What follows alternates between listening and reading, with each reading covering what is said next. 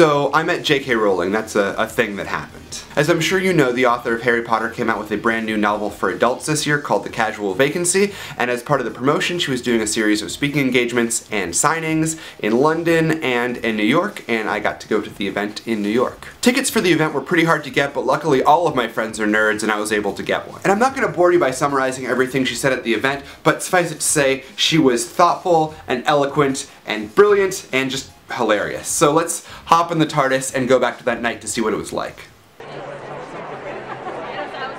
Okay, so I don't know if you guys can see that or not, but that is the stage where J.K. Rowling is going to be speaking. We're probably not allowed to film anything in here, so I'm probably going to get thrown out pretty soon. But I thought I'd give you just a little glimpse of what it's like to be here on the, I don't know, it's like a coming out party for Casual Vacancy, even though everyone already has it. But we're getting another copy tonight, it's going to be signed, so that's, yay. Look at all these people here, everyone's so excited. And it looks pretty far away on camera, but we have pretty good seats. Yeah. Okay? Pretty excellent seats. What are you most excited about? I hope that she tells us something about a character from Harry Potter coming out of the closet. Think there are any left? Like maybe Snape was actually... I don't think so. Snape? But actually the Remus Sirius shippers had it right all along. Probably. I don't. No. Hey.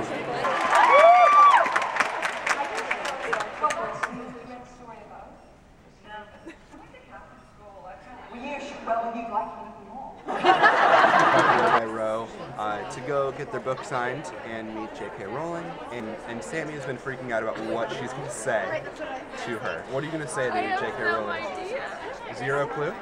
Are you just going to cry? You're just going to start shaking? I'll probably pee. As long as you don't pee, I feel like you're safe.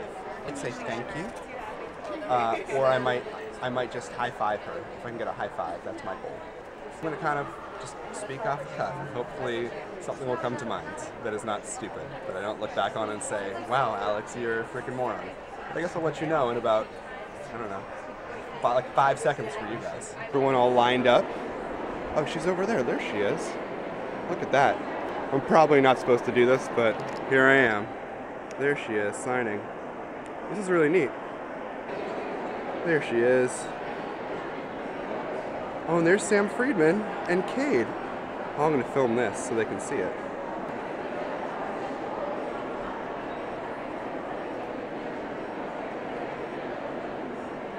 They're handing out free books. Free books! Free books! Get a free book! Get a free book for everybody! You get a free book. Thank you.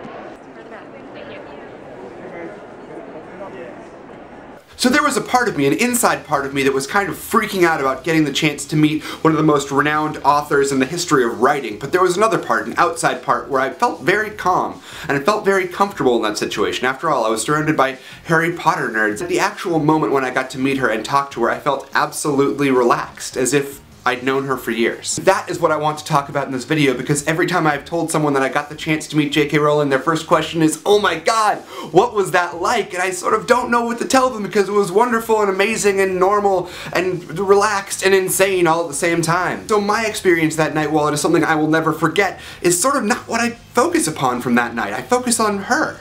So while I do love J.K. Rowling's writings and I appreciate her work for charity, and I think she's a wonderful role model for up-and-coming authors and just for people in general, the thing that struck me that night was how she chose to treat her fans. It's sort of hard to explain, but if you've ever met someone who's signing a ton of things in a line, usually they just look up for a second, thanks, thanks, shh. Thanks. So I walked up to the table to talk to her. She looked me right in the eye and we kept absolute eye contact the entire time we were talking, which is so rare and so wonderful. And I thought it was just, for lack of a better word, incredible that she was giving herself so completely to the person that was in front of her because she knew how important that moment was to them. And now I've got a book signed by J.K. Rowling, which is pretty awesome. If you're curious what I said to her, I guess I can tell you. Gave her a high five and said, good game, Joe. Said, hey Joe, thanks for paying my rent for the last 7 years. I said, hey Joe, and she said, oh my god, are you Alex Carpenter from the Remus Open Cellar Band Teenage Werewolves, my favorite song of the god? No, I went with something much more heartfelt. I said, thank you for everything. You are brilliant, and you're such an inspiration to us all. And she said, thank you. So that's what meeting J.K. Rowling is like. Joss Whedon and J.K. Rowling within 6 months. It's been a pretty good year so far. I hope that you are having a swell day, and until I see you next, be brilliant.